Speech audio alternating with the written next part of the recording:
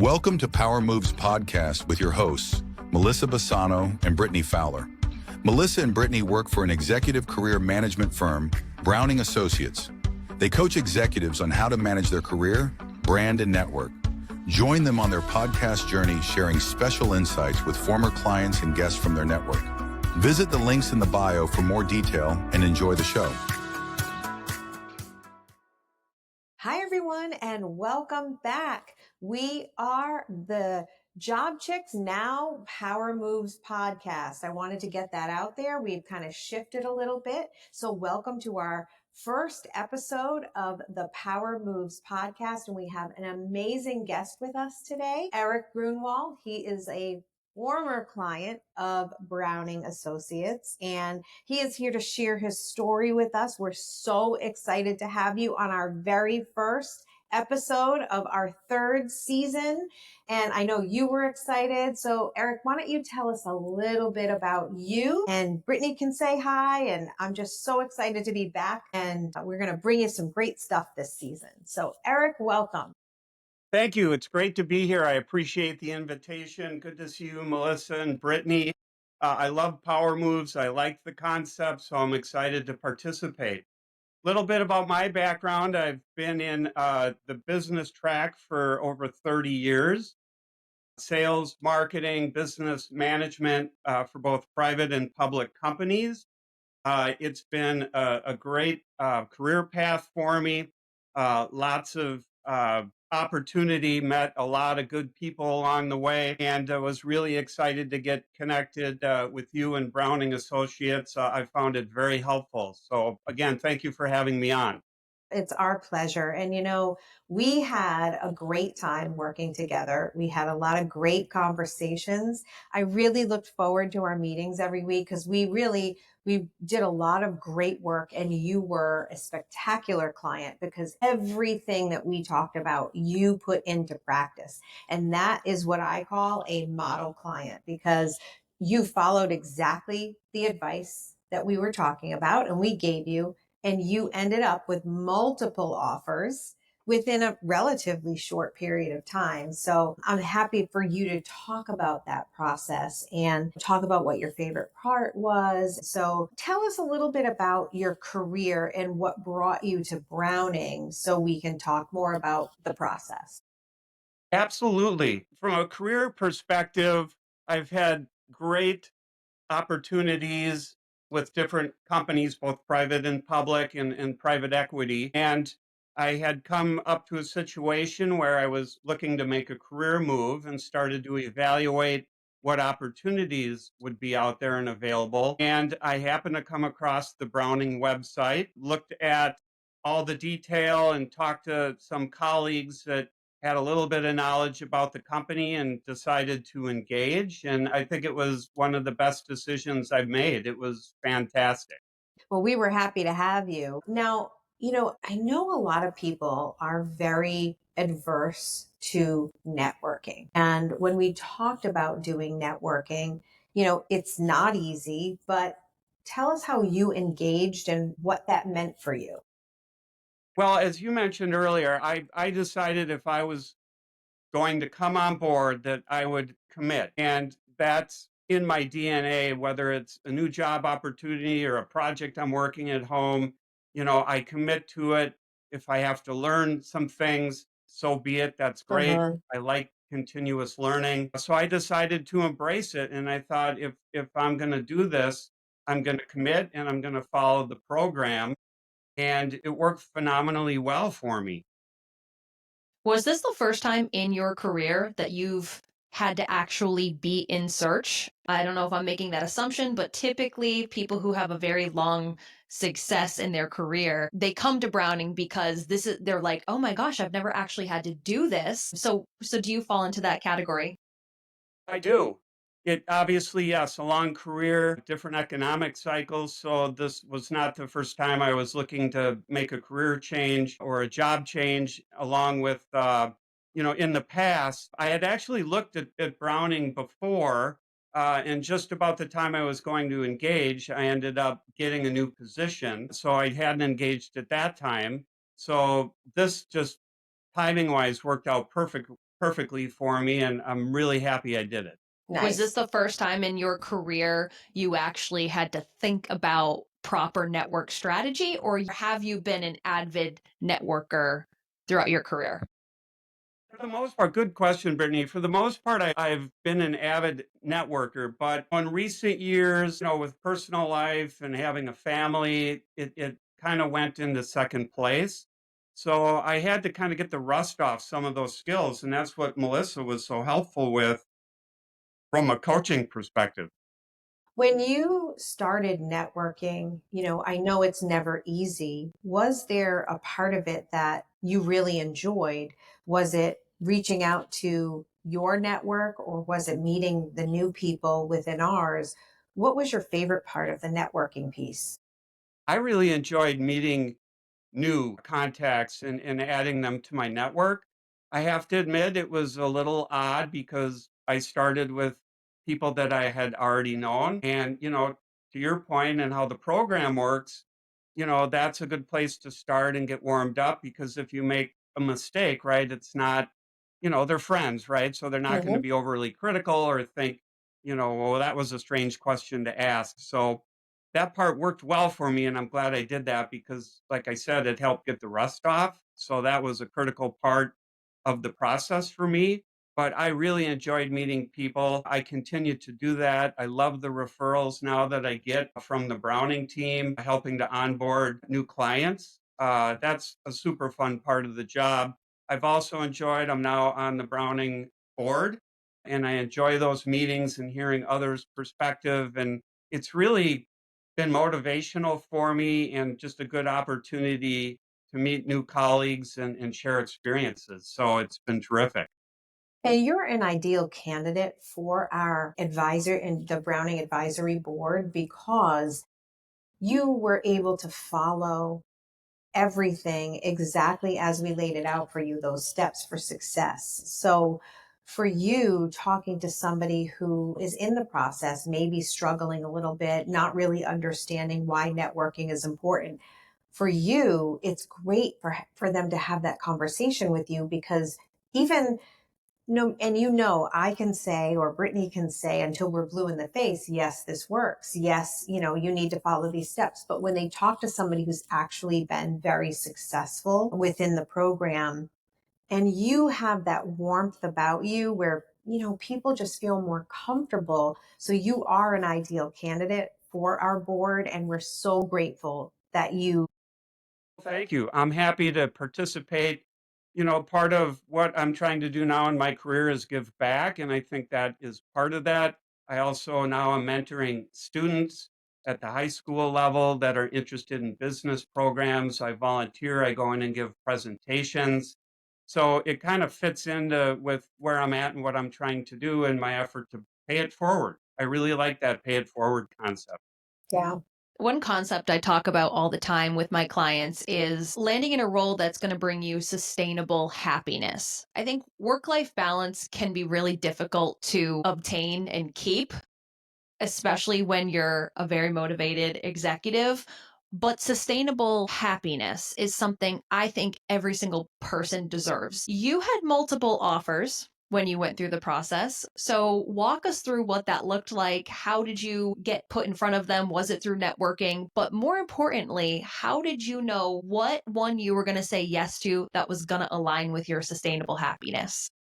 That is a great question. And I think it's a very important part of the decision making process. And I have to give the Browning team and the process going through that credit for having multiple offers. And I probably wore out Melissa's phone number, calling her as I was going through trying to decide which offer was going to be best for me. But she gave me some very good things to think about. It's not just financial and compensation and benefits, but it's challenge, it's existing company culture, it's potential future opportunity. Those are all things that I put a lot more thought into as I was making that decision. And it turned out to be phenomenal for me. The decision I made and where I'm at and the things I've already accomplished and done with my current business, it's Yeah, I can't be happier. And I think lifestyle was a part of it too.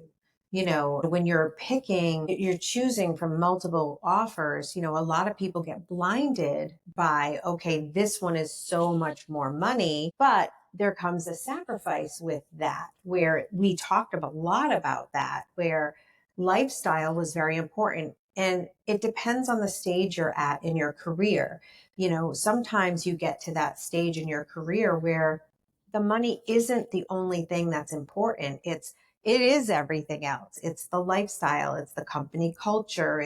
You're not doing the grind 24/7. It's a good work-life balance, if you will. So these are all things that Brittany and I talk about with clients, as well as all of our project managers, how important it is to really assess everything in an offer before you make a decision. And it's not just about the money. You really have to look at the entire package, and you have to look at the company and your own lifestyle to make that choice. And I know that's why you and I went back and forth quite a bit, which was great. And I love when that happens. That's my favorite part. Everybody knows it's my favorite part is starting to the negotiations. Like I don't care if I'm on vacation in Italy, if you Yep. have an offer, that's my favorite part, and you're going to call me. Yep.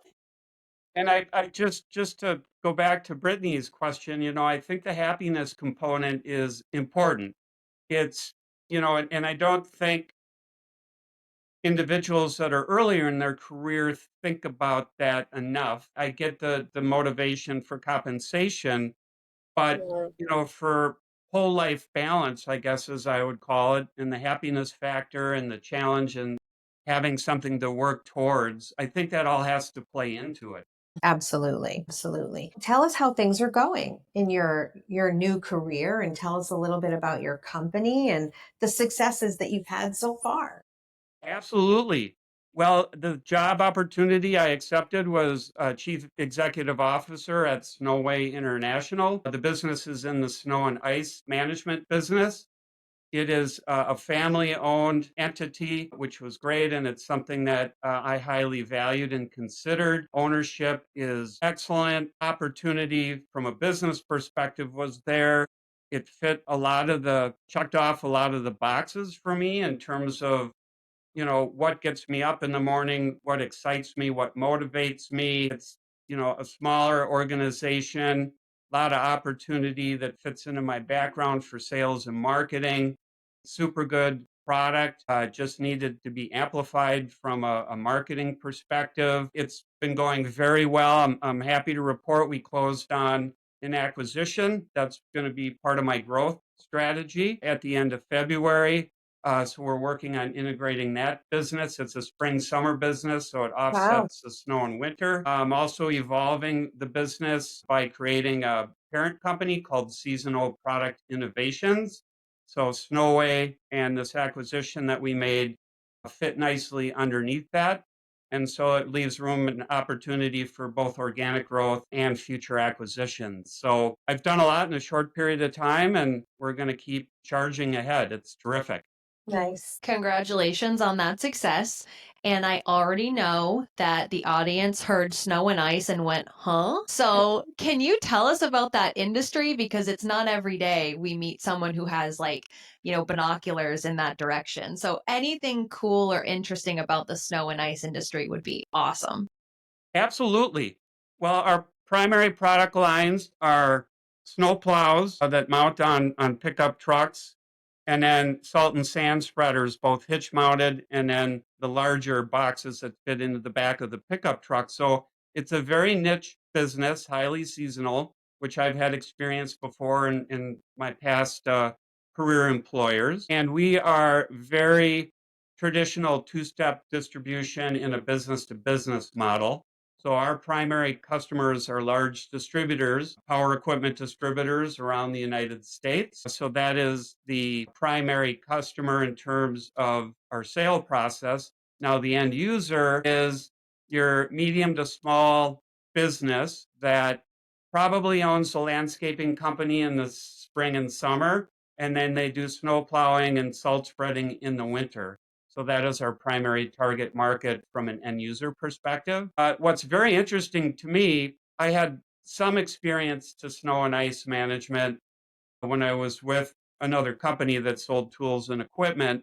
But what's super interesting is how much technology has found its way into something as maybe rudimentary as a snowplow. We operate our plows, they're all wireless controllers. They look like a gaming joystick that the driver in the truck has. You can do all kinds of operations with that handheld controller. And then even the plow itself is becoming a smart plow, right? Just like your smartphone. So it's been fascinating to me to learn how technology has now found its way into something as maybe, old school as plowing and salt and sand spreading. Is there any technology that prevents plows from taking down mailboxes, or is that in the future? That's future. We need to build that into our controller to, just like your car has sensors, right? If you're changing lanes, Mhm. now we need to put that on the plow. I'm going to write that down, Brittany. Thank you. That is a good one. Put my name on the invention, please. That is a good one. I like it. I like it. And I'm excited because that was one of the things that you and I talked about with this company, because being the type of company that it was, that you wanted to expand into a different, make sure that you have that compensation during the summer months. And so we talked about, how do we grow that into more? Maybe it's the landscaping part of it. And I'm happy to hear that you've already started implementing that, or have implemented that. I mean, that's an incredible success in the short amount of time that you've been there. And I'm sure that they are thrilled with that. Absolutely. Ownership is very excited, very engaged, very supportive, which again goes back to that career decision making process, right? When I was evaluating different job opportunities, the company we acquired in February is called Pier of the North, and they make an innovative, patented pier and dock system for freshwater lake homes. And they're a manufacturer here in the United States, which is a big plus in today's environment. It's light aluminum product with composite or natural wood deck boarding. Just a great product and a super good fit with our snow and ice product in the fall and winter. So super excited. Hmm. Did you find this role, and I apologize if this went over my head and you already said it, but did you find this role through networking? I did. Okay, can you tell us about that? It was through the process. Again, I was very committed to following directions for the browning process. So I had, it started out, as we talked about, with getting together for breakfast with a neighbor who was a friend, lives almost across the street. So we had breakfast and had a conversation, gave him some generalities about what I was looking for. Well, 2 weeks later, he happened to play pickleball with another one of his friends. And this friend mentioned that there was this business not far from where we live here that was considering making a change at their CEO position and thought I might be a good candidate. So he connected me to him. So we had breakfast. He was impressed. We had a good conversation. I had sent him my nicely put together resume by the Browning team. And then he had forwarded that to ownership at my current business. So that's how it kicked off. I mean, it was textbook. If you follow the process, it works. I can't say that enough. It's just terrific. And I'd also like to add, during the onboarding process, I put my heart and soul into filling out all the different questionnaires and the assessments that are part of the process. And that is so important. I think I spent 4 or 5 days on that. And I think I wrote like equal to War and Peace, right? And in page count, it was probably too much, but it was not only helpful to the Browning team, but it was helpful for me to reflect on what is it exactly that I'm looking for and what do I want to do at this point in my career. So Hmm. helpful. So helpful. Yeah. Yeah. Now, when a newer client comes in, or somebody who might be in your area of expertise, and they may be a client of mine or Brittany's, and we make that connection with you, and they're struggling and they don't want to network, and they don't see the value in reaching out to people in their own network. This person isn't in my industry. What advice, how do you explain to them why it's so important to talk to everybody? Well, I start by explaining that it's not necessarily the first degree or the first contact. It's the second, third, or fourth degree after talking to that person as your network continues to expand and grow. So important to keep that in mind that this person you're meeting with may not have an opportunity, may not know of a job that is open, but ends up, like in my case, playing pickleball or golf with someone that mentions that they're thinking about making a change or they have an open position and they're having a hard time filling it. So I try to impress upon them that even though, I met with some people that were more in the technology field, and I had a great conversation with them, but I knew that they weren't a hiring manager for something that my experience was in. But it kicked off the process, right? And then they introduced me to someone else, and I had a good conversation about somebody that was doing a startup here that I could have gotten involved in, but then these other opportunities came up. So I try to impress upon them, again, to follow the process, try to just focus on making a connection with that individual and not worrying about whether they're hiring or not. That should be secondary, in my opinion. It shouldn't even be on the table really at all, because I think if you're only going to talk to people who are hiring or you think are hiring, you're making a big assumption. And one of the things I coach to often is managing your own assumptions and then also managing other people's assumptions. So, and there's something I want to highlight in your story, and that's like this 2-week wait period. You went out to breakfast and then you didn't actually get any fruit from that conversation until 2 weeks later. And for anyone listening out there who is a current client, or you're an avid listener of the podcast, maybe you're in search as well, when you're talking to people, as long as you can walk away from every conversation knowing you did a really good job at just painting a picture of what you're excited to do next, you have to throw that out into the universe and know that you can walk away. And time may pass, 2 weeks, it could be 2 months. That person, if you did a good job, that person might come back to you with something. You don't have to walk away with fruit in that very first initial conversation. And in fact, when you look at how things typically unfold for people who follow the process, they don't walk away with something in that initial conversation. There usually is that wait period, and that's totally okay.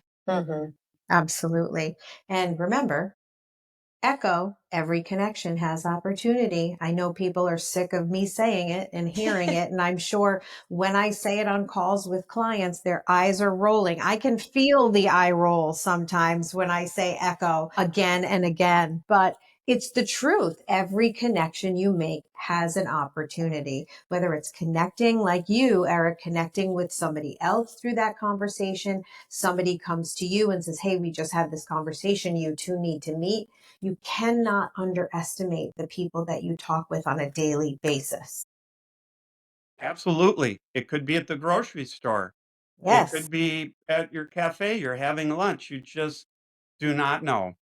I wish every single client would take the advice like you take it, Eric, because there is so much resistance around the networking piece of it because it's a lot of work to network, right? You have to be that person who's out there doing the work. You're not looking for somebody to do the work for you, because people can't get to know you as a person or what you bring to the table if I'm doing all the work for you, right? If I'm, sending your resume here or sending your resume, that's all well and good, but people can't get to know you if you're not having conversations with people and there's no recommendations that people can make. So, again, it's so important for people to hear stories like yours because you know the importance of it. I think that's well said. You cannot get to know someone by looking at a resume. Yeah. There is a reason why Browning Associates now has an advisory board of over 100 executives that have gone through this process. And it's because when you follow the process and you really start to see how beneficial networking is, not just for job search, it is not work at all. It becomes probably the best tool for career management, and it ensures that no matter what happens in your career, because I do believe in false stability. I really do. Oh, I want a job that's stable. Listen, Uh, there's really no there is such no thing. stability. We could have a UFO land on the White House lawn tomorrow. We really don't know, people, and it could change everything. Your job is not stable, but when you follow the process and you realize that networking brings you so much benefit, it is the best career management tool that you could possibly have. So, no matter what happens to your job, what happens to your family, there are so many components. You have your network that you took so long to build. And if all of the former clients at Browning saw it as work, we would not have an advisory board of over 100 and growing people. I have a question for you, Eric. When we get this question a lot, so you might, from your point of view, have a different idea of what to say to a client. Brittany and I will come up, get some resistance when we say something like, everybody has a great network, right? Because we get a lot of clients who will say, well, I don't have a great network.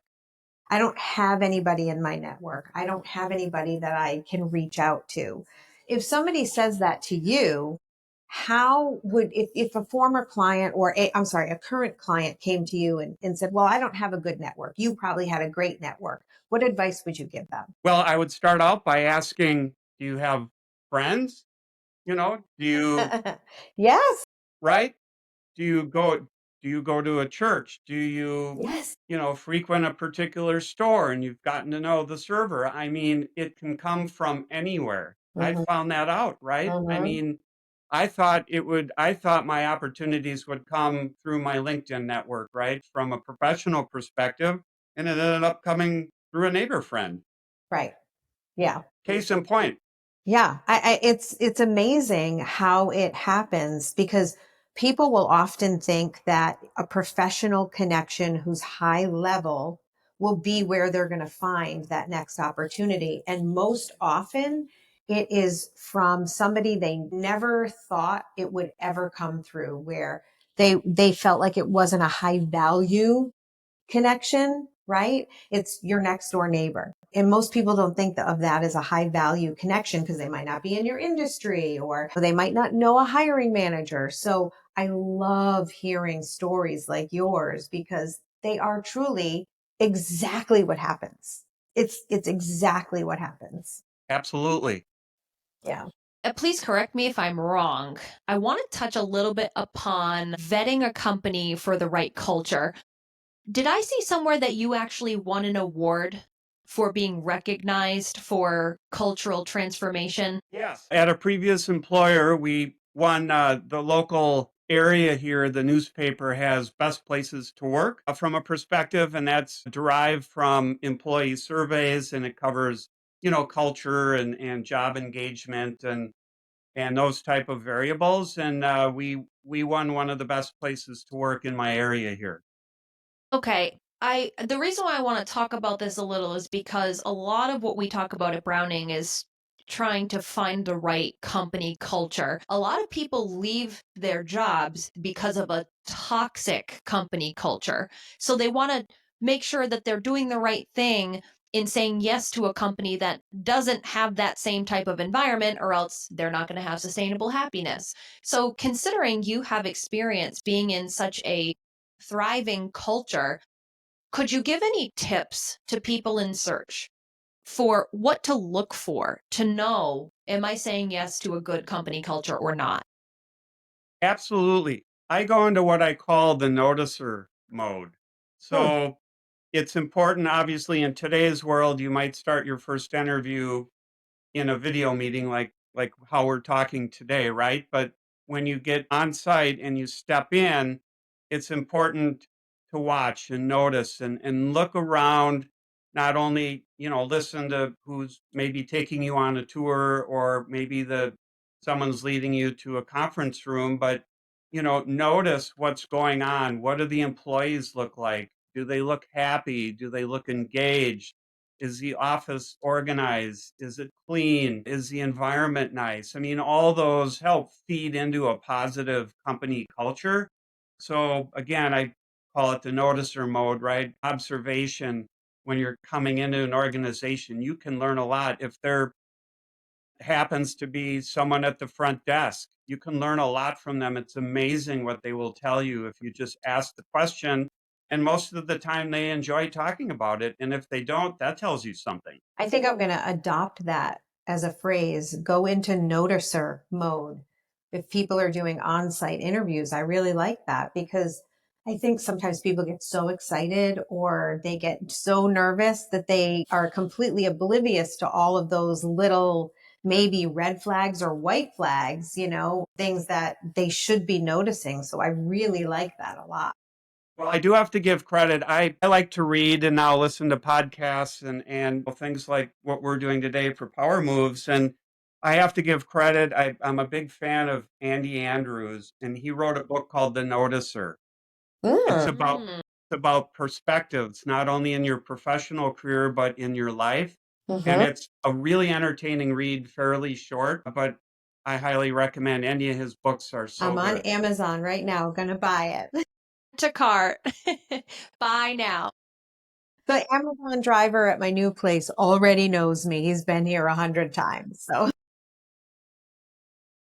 I love when people recommend books on this podcast because our listeners actually go out and buy them because then they'll contact me and say, episode 7, someone mentioned the book. Did you read it yet? And I'm like, no, I haven't read it yet because I read like 8 to 9 books at a time.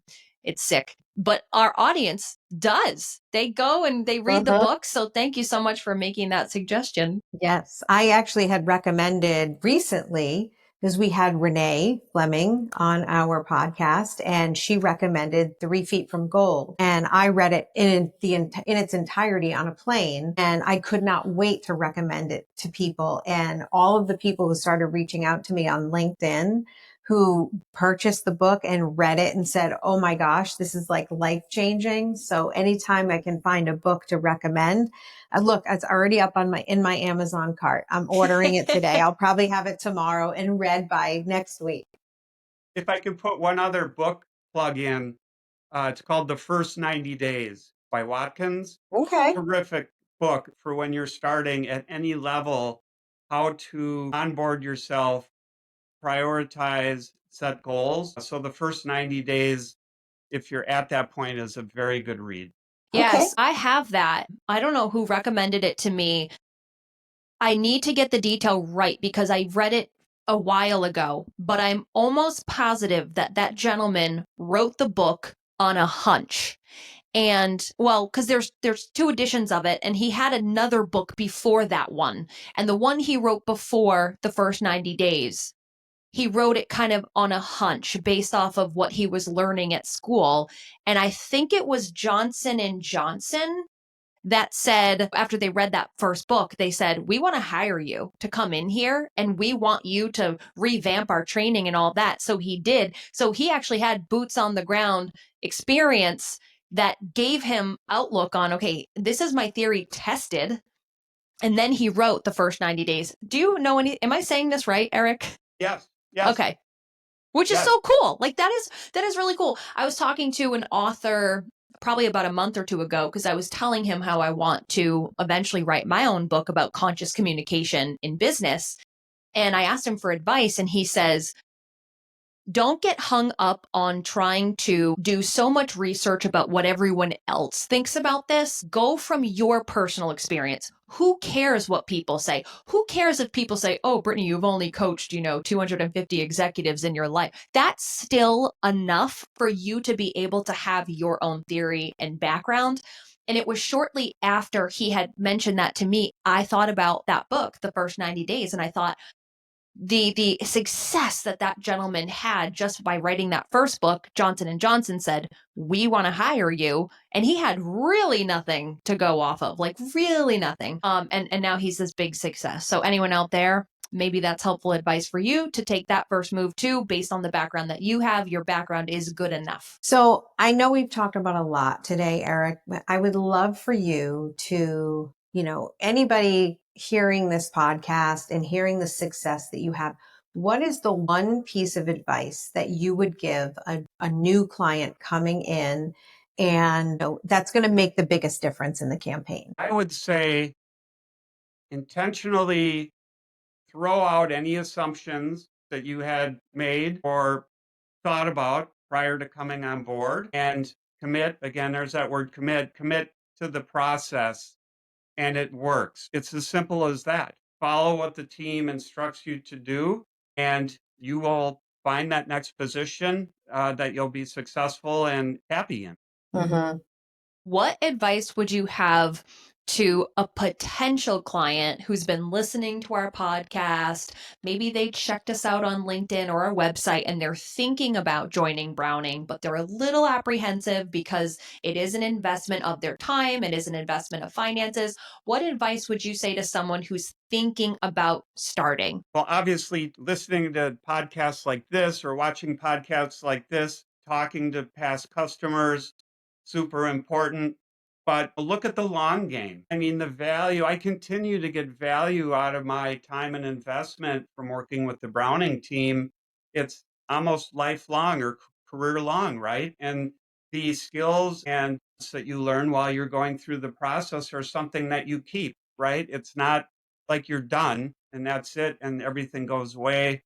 It's, something that's a lifelong skill that you take away from it. And I can't recommend it more. It's so good. Thank you so much. Thank you, Eric. And thank you for being our first guest as official Power Moves and also our first guest for season 3. We were very delighted to have you with us today. And I get to say hello to you again. And yes, I too missed our sessions because we really had a lot of thought-provoking conversation there. We had a lot of fun. So we appreciate your time and we appreciate all the time that you give our clients as well. You're welcome. Thank you for having me. It's been great to speak with you, and we'll keep in touch, right? Networking. Absolutely. Yep. Thanks everyone for listening to this edition of the Power Moves podcast, and we'll see you next time. If you're an executive who is looking to manage their career or make a power move and you want to learn more about Melissa, Brittany, or Browning Associates, visit the links in the description of this episode. See you next time.